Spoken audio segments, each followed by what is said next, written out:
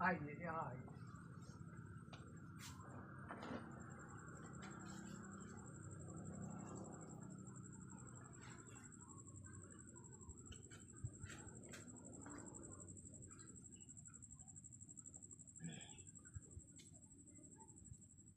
बाबा परम पूज्य बाबा को नमन करते हुए विद्यापति धाम के परम पूज्य साधकों और इस साधना स्थल का विशेष रूप से इस मुकाम तक लाने में बाबा साधक नरेश बाबा का योगदान हमने YouTube पर पढ़ा, देखा और समझा। इससे हमको काफ़ी जागरूकता हुई कि हम बाबा से दर्शन करें और जाएं। हम तो भूल सा गए थे, हालांकि हम बाबा से मोकामा में लगभग 95-96 में साक्षात मिले और उनसे 30 दिनों तक हमने साधना किया है। उनके निगरानी में ध्यान साधना सुबह में करते थे, प्रवचन शाम में सुनते थे। 30 दिन तक हम ध्यान साधना किए और प्रवचन 42 दिन लगभग सुने। तो चूँकि हम उस समय अपने नौकरी में थे, सेवा में थे, हम बैंक में थे, इसलिए हम समय की थोड़ी हमारी पाबंदी होती थी। उस पाबंदी का ध्यान रखते हुए हमें प्रवचन में जाना होता था। फिर भी अंदर से उमंग थी बचपन से ही कि हम ऐसे गुरु के सानिध्य में जाएं। हमने बहुतों गुरुओं के पास गए, लेकिन हमें संतुष्टि नहीं हो पाती थी। हमें कहीं से भी उनकी जीवन का जो देखने का नज़रिया होता था वो हमें अलग अलग दिखाई पड़ता था। हमें नहीं लगता था कि ये गुरु हमारे लिए सही पथ प्रदर्शक हो सकते हैं। इसकी खोज में हम कई साधना स्थल गए, हम नाम उसका नहीं ले सकते हैं, और कहीं तो हमें संतुष्टि मिली, कहीं जातिवाद मिला, कहीं जो है रिलीजन का आया। तो इस क्रम में हमने बाबा से जब मिले तो बाबा ही लगे कि भगवान बुद्ध, भगवान महावीर और सब भगवान कृष्ण सब एक साथ आ गए हमारे बीच मोकामा में। और हमने उनसे आग्रह करके उनसे अनुमति लेके साधना में संलग्न हुए। इसी क्रम में एक घटना है बाबा के साथ हमारी, हमसे बाबा का बातचीत होते रहता था। उस समय क्रम में एक दिवंगत हो गए पायलट बाबा जो गांधी मैदान में आए थे, वो धरती में समा जाते थे और वो 3 दिन तक समाये थे। तो चर्चा चली कि बाबा ये कैसे होता है। तो हमसे थोड़ी देर बात हुई। बात होने के बाद दूसरे दिन देखते हैं क्या कि हमको ये बात नहीं बताए, लेकिन अपने आप दूसरे दिन वो व्यवस्था करवा लिए। 10 फीट नीचे, 12 फीट नीचे ज़मीन कोड़वा करके 10 बाय 10, 10 बाय 10 का जो है वो नीचे गंगा के किनारे जहाँ भी साधना स्थल है वहीं वो बाबा धरती में समा गए और ऊपर से मिट्टी डाल दिया गया, चचड़ी देकर मिट्टी डाल दिया गया। लेकिन उनको जब हम इस बात को सुने कि ये बाबा, हम अवाक रह गए कि हमसे बहुत बड़ा अपराध हो गया, हमें ये नहीं करना था। जो हमने बाबा को के सामने चर्चा करके जब सुबह में हम बाबा से फिर गए तो बाबा 3 दिन तक तो उसी में रहे, 3 दिन तक अंदर ही रहे। चौथा दिन वो वहाँ से निकले। हमने बाबा से पूछा, बाबा वहाँ क्या अनुभव हुआ? तो बाबा वहाँ जो यहाँ अनुभव है वहीं नीचे, केवल हमको सर्दी ज़्यादा लग रही थी, वहाँ ठंडक ज़्यादा लग रही थी और कुछ नहीं था। और ये सब कोई विशेष बात नहीं है, किसी चीज़ को वो विशेष कहते ही नहीं थे। वो 95 दिसंबर और जनवरी का महीना होता होगा। और उस समय जो हम लोग 2 रजाई में भी ठंडक लगती थी, 2 रजाई ओढ़ने पर भी वो एक केवल एक जो है जो ओढ़ने से, और पूरे बारिश हो रहा है फिर भी खुले में है, कहीं ओट में भी नहीं जाते थे। और उन्होंने इस जीवन को देखते हुए फिर भी उनके स्वास्थ्य पर थोड़ी भी कोई सिकन नहीं। सौभाग्यशाली रहे कि एक दिन बाबा को हमें प्रसाद पवाने का भी मौका मिला। कई दिन खड़ा होते थे लेकिन उनका आदेश नहीं मिलता था, हम उस लायक नहीं होते थे, या तो हो सकता है भावना में हम उनके लायक ना हो, लेकिन कई दिनों के बाद हमें वो प्रसाद पवाने का मौका भी मिला। और ये अपने आप को हम बहुत गौरवान्वित अपने आप को समझते हैं कि बाबा ने हमको ये उस लायक समझा। हम बाबा के बारे में जो भी कहें वो बहुत कम है। एक छोटी सी बात उनका जो हमने सीख अनुभव किया वह यह कि हम जो ध्यान करते हैं, प्राणायाम करते हैं, प्राणायाम में मुख्य रूप से सांस का लेना और छोड़ना होता है। इंग्लिश में उसको इनहेलेशन एक्सहेलेशन कहते हैं।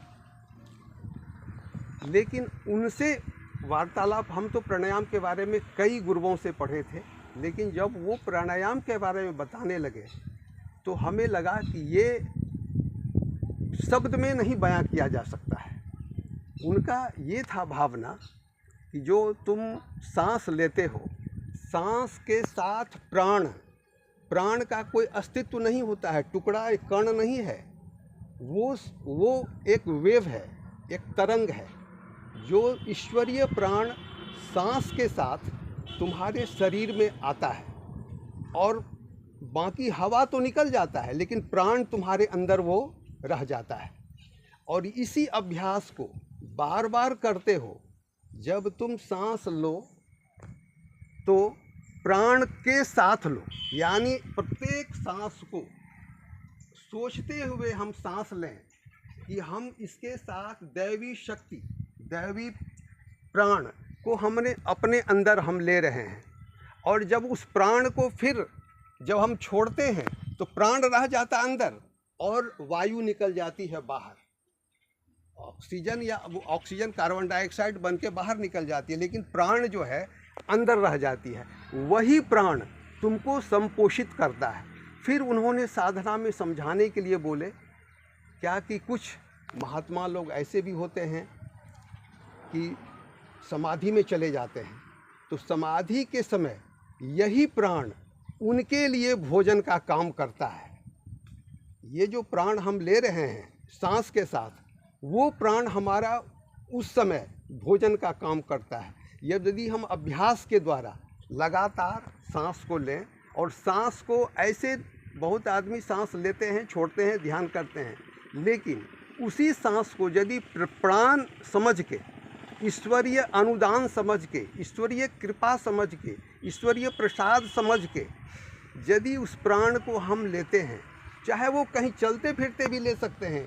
कोई रोगी को दूर कर, रोगी है उसके सामने उस प्राण को यदि आप प्राणवान हो जाते हैं, यदि हम उस प्राण को लगातार अभ्यास करते हुए उस प्राण को ग्रहण करते हैं, और ग्रहण करते हुए आपके औरा में वही प्राण जो है बाद में औरा बन जाता है। एक देखते होंगे भगवान के पीछे बहुत सारा लाइट दिखाई देता है, फोटो वगैरह में जो ऐसा बनाया जाता है। इसका यही एक सिद्धांत है कि वो प्राणवान है। सांस हम भी लेते हैं, सांस ये कीड़ा भी लेता है, और सेंसिटिविटी जो है हमसे अधिक इस पशु पक्षियों में अधिक है, हम में सेंसिटिविटी कम है। यानी हम संवेदनशीलता जो है मनुष्य में इसलिए कम है कि हम बहुत सारे अवगुणों के नज़र में आते हैं। कोई हम सामने आँख से, कान से, मुंह से, स्पर्श से, त्वचा से, जीभ से सुनते हैं, स्पर्श करते हैं, जिस कारण से उस अवगुणों के चलते हमारी संवेदना थोड़ा भ्रमित हो जाती है। यही चीज़ कुछ पशु पक्षियों में नहीं होता है, वो उस संवेदना को पूरी तरह उपयोग करते हैं। हमने एक बार पढ़ा भी था हाल में ही कि पहले के ज़माने में लोग ऐसे बता देते थे कि इस बार बारिश ज़्यादा होगी, इस बार बारिश कम होगी, इस बार सुखाड़ पड़ेगा। तो बाबा का ये सब कहना था। कहते थे, कैसे जानते हैं लोग? यदि पक्षी, कुछ पक्षी ऐसे होते हैं जो पेड़ पर यदि नीचे के डाली पर वो अपना घोंसला बनावे तो समझा जाता था कि बारिश बहुत होगी। बीच के डाली पर घोंसला बनाता था, समझे कि बारिश ठीक ठाक होगा। ऊपर की तरफ घोंसला बनाता था तो बारिश नहीं होगी, सुखाड़ पड़ेगा। तो इसका कहने का ये मतलब, संवेदना पशुओं में, पक्षियों में, कीड़े में अधिक होती है। इसका मतलब जो पशु, पक्षी और कीड़ा और हम में कोई अंतर नहीं है। हम अपने बुद्धि से उन्हें थोड़ा नीचे समझते हैं कि हम मानव हैं, लेकिन ईश्वर की दृष्टि से पशु, पक्षी, कीड़े मकोड़े और हम में कोई अंतर नहीं है। किसी भी कीड़े को मारना, किसी भी पशु पक्षी जीव की को मानसिक रूप से, शारीरिक रूप से यदि हम कष्ट पहुंचाते हैं तो वो ही अहिंसा के रूप में गिना जाता है।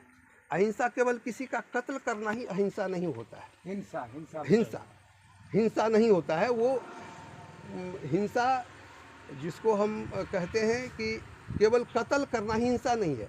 शब्द से भी, आँख के नज़र से भी यदि हम अपने शब्दों से किन्हीं को अहित करते हैं, अपने विचार से भी अहित किया जाता है।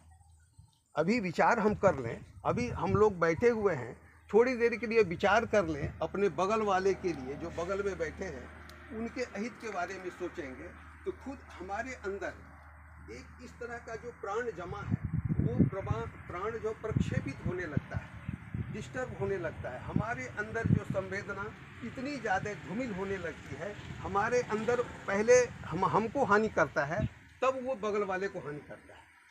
यदि हम इसी को, यदि यह सोचें कि यदि बगल वाले जो हैं उनके प्रति प्रेम का भाव, यहाँ से संदेश भेजें मन से, प्राण के द्वारा, यदि हम संदेश, अपनी संवेदना भेजते हैं तो वो संवेदना उन तक निश्चित रूप से पहुंचती है। इसमें किसी भी तरह का कोई भी ना कहने का कोई ये नहीं है। हाँ, उसका व्यक्तिगत प्रभाव नहीं पड़ता है। इसी को बाबा समझाते थे टेलीपैथी के रूप में।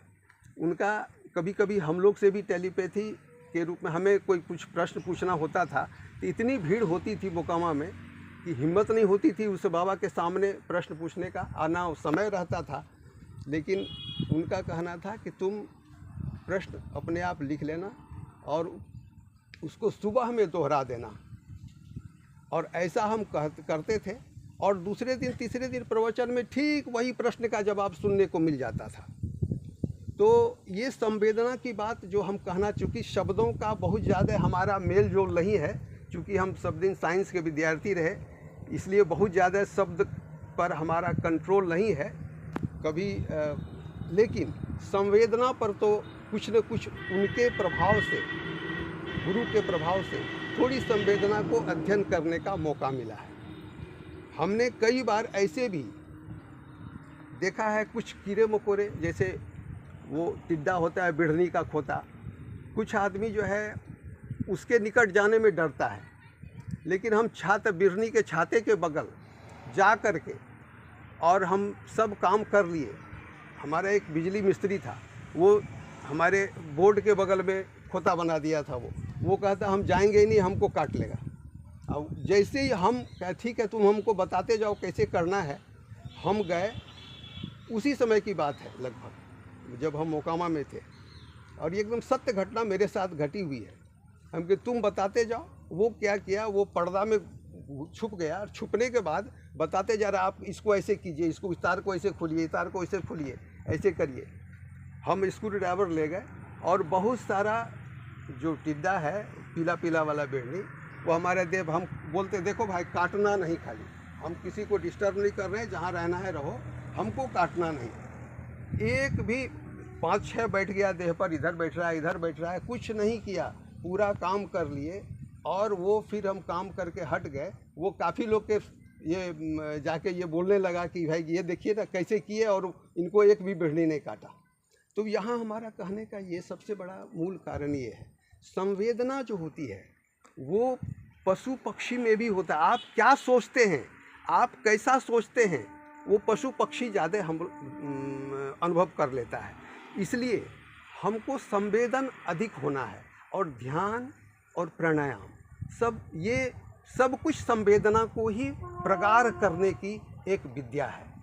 और यदि हम संवेदना को बढ़ाते जाएंगे, निश्चित रूप से ईश्वर हमारी बात को सुनेंगे, हमारी कष्टों को दूर करेंगे।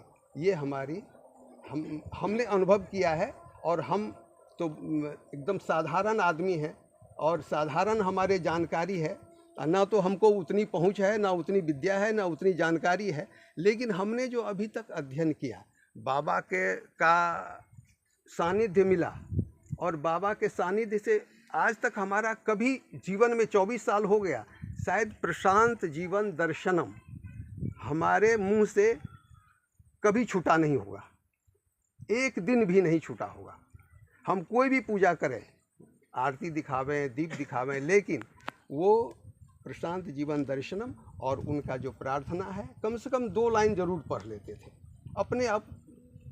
ये तो इसका प्रभाव है कि बाबा आज हमको खींच करके कान पकड़ के यहाँ ले आए हैं, और ले आ करके बाबा का दर्शन भी करा दिए।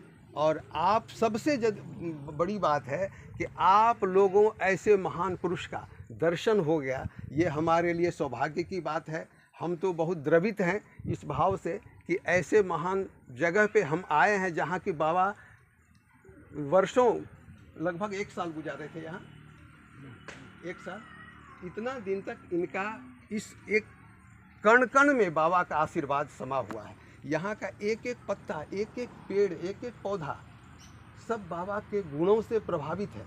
इसीलिए हम आशा करेंगे कि सभी पेड़ पौधे, कीड़ों को कोई भी आदमी डिस्टर्ब ना करे जो इस धरती पर है, क्योंकि संवेदना बाबा का है, वो बाबा का ही अंश है, और बाबा के तरह ही बाबा का आशीर्वाद उस पर है। इस एक एक कण का उपयोग हम करें, चाहे मिट्टी हो, पशु पक्षी हो, कीड़े मकोड़े हो, पौधे हों।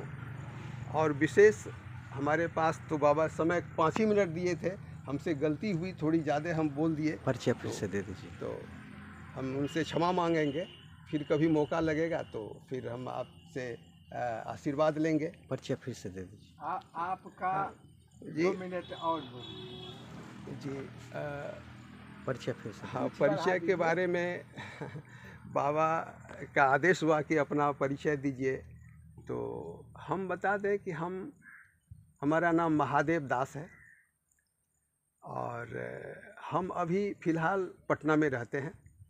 वहीं हम पढ़े लिखे बहुत ज़्यादा नहीं हैं। हाँ, हम ग्रेजुएशन किए हैं, बीएससी किए थे हम साइंस से, बॉटनी ऑनर्स से हम बीएससी किए। उसके बाद एलएलबी किए, वकालत किए, हम वकालत भी किए हुए हैं। हम बीकॉम भी किए हुए हैं, आईकॉम भी किए हुए, चूँकि बैंक में आईकॉम वाले को थोड़ा प्रायोरिटी मिलता था, फिर आईकॉम भी किए। उसके बाद हम मैनेजमेंट भी किए, हम स्पेशलाइजेशन इन फाइनेंशियल मैनेजमेंट भी किए हुए हैं। और हमें इंग्लिश हिंदी दोनों बोलने के लिए आता है साधारणतः।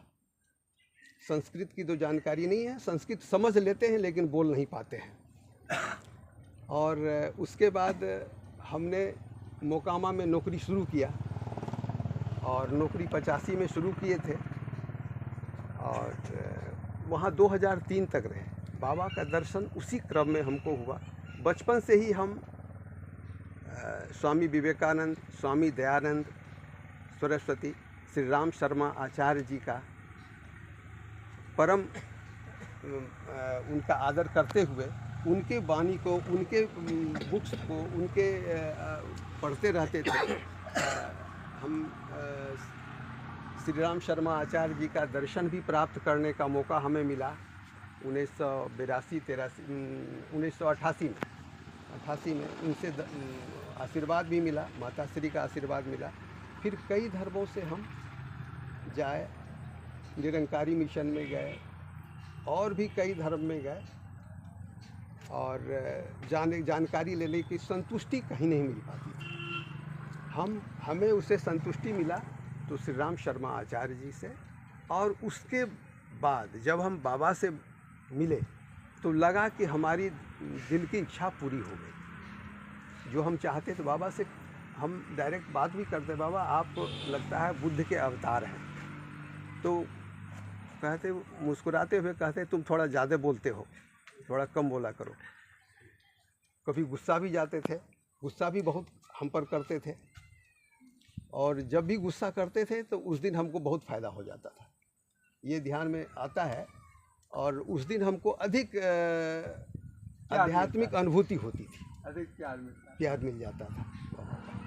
तो इसी क्रम में जो आपने पहले बताया कि पायलट बाबा आए थे, वो 3 दिन के लिए वो ये भी अपना समाधिष्ट हो गए। तो बाबा से अंतरंग बातों में जो हम बात करते थे कि बाबा ये कैसे, आपको क्या लगा वहाँ, क्या सही में ये है विशेष चीज़ है, या वहाँ कोई अलग देवता का अनुभव कर रहे थे? क्या कोई विशेष नहीं है, वो कोई इम्पोर्टेंस ही नहीं दिए उसको। यानी कोई भी चमत्कार को वैल्यू नहीं देते थे। चमत्कार कुछ है ही नहीं, चमत्कार केवल हम में है, हम चमत्कार ही हैं। हम अभी खड़े हैं, यह एक चमत्कार। आप बैठे हुए हैं, इस रूप में हैं, इस स्थान पर हैं, यही बहुत बड़ा चमत्कार है। आपके शरीर में हमेशा चमत्कार होते रहता है। ये चमत्कार के कम है कि हमारा ये आबो हवा में कितने विषैले पदार्थ हैं, लेकिन हम जब सांस लेते हैं तो सभी विषैला पदार्थ बाहर निकल जाता है और प्राण वायु और ऑक्सीजन हमारे अंदर रह जाता है। तो ये संवेदना की बात होती है, और जितने संवेदनशील होंगे हम, उतना ही ईश्वर के साथ जुड़ेंगे। और संवेदना सोच से आती है, और संवेदना प्रार्थना से आती है, संवेदना हमारे अध्ययन से, अध्यापन से आती है, साधना गुरु के आशीर्वाद से आती है। और गुरु को हम उनके रूप को देख के गुरु नहीं बना सकते। हो सकता है गुरु जो हम नज़र में सोचते हैं कि ये इतने पहनावे ओढ़ावे से ज़्यादा होंगे तो वो बहुत अच्छे गुरु होंगे, ये और जो यदि पहनावे ओढ़ावे में कम हैं तो गुरु नहीं होंगे। तो ये हमारी मन का भ्रम है, जो हमारे बाबा हमको बार बार इस बात को बोलते थे।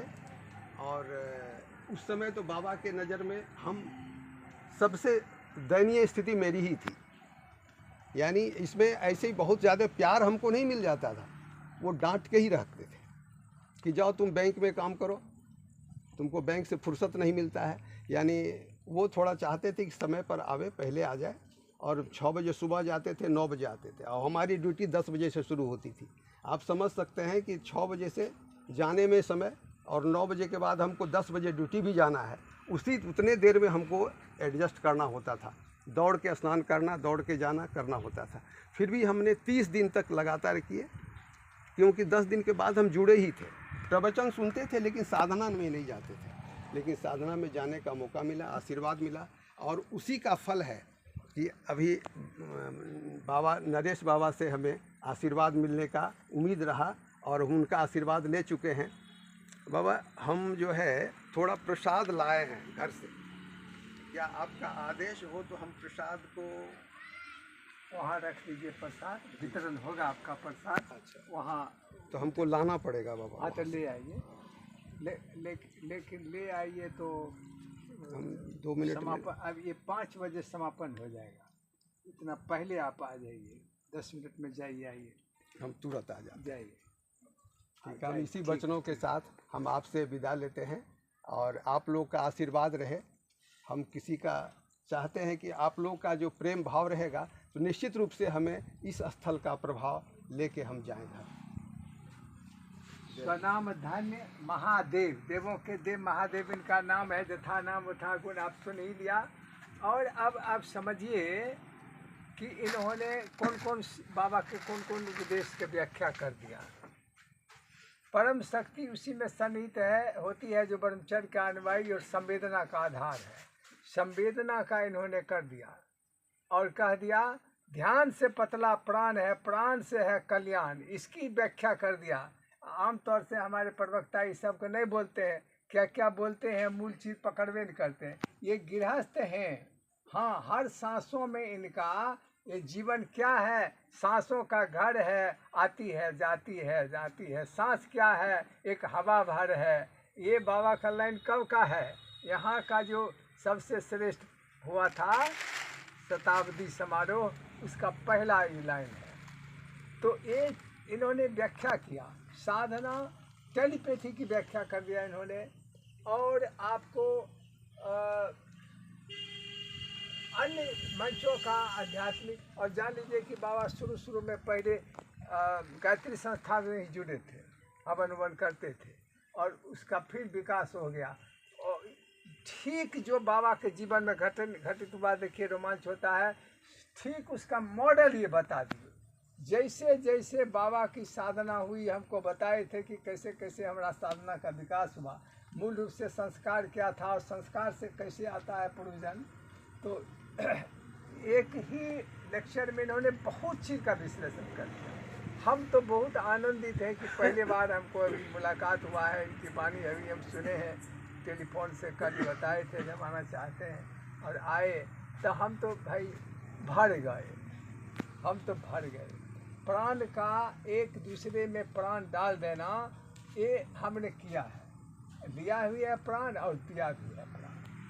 किसी को प्राण अपना खाली कर दीजिए, अपना खर्च हो जाएगा आपका, और उसमें डाल दीजिए। एकदम मरणासन में डाल करके देखा है। और 10 साल से हमारा प्राण ही है जो केस लड़ रहा है, और क्षीण होते होते अब सांस खत्म ही होने था, तो फिर बाबा वापस कर रहे हैं साधना में हमको। और अजीब खेला है बाबू, अनुभव अनुभूति ही ब्रह्म दर्शन है, इसका भी इन्होंने प्रवचन कर दिया।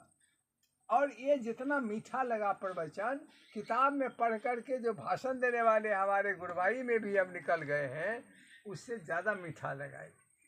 ये आम के रासायनिक अनुबंध के बारे में चर्चा कर दे और आम को खिला दे हमको, तो अभी हम आम खा रहे थे।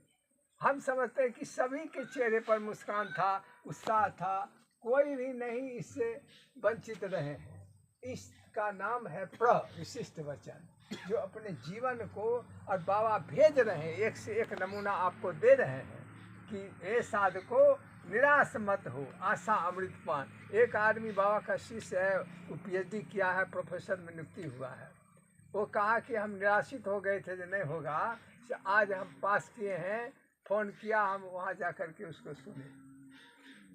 सो आप एक लाइन बोले थे कि बाबा का लाइन जब भक्ति करते हैं तो आशा अमृतपान, वो आशा पकड़े रहे से कहाँ पहुँच गए। एक प्राइमरी स्कूल का शिक्षक, एक यूनिवर्सिटी का टीचर हो गया। धन्य है बाबा। तो इस तरह से एक एक शब्द को सिर्फ बोलना नहीं, बोलने के अतिरिक्त जीना, अब हम फिर अपने अनिल भाई को एक भजन के साथ समापन करें। समय 48 मिनट हो गया। आइए।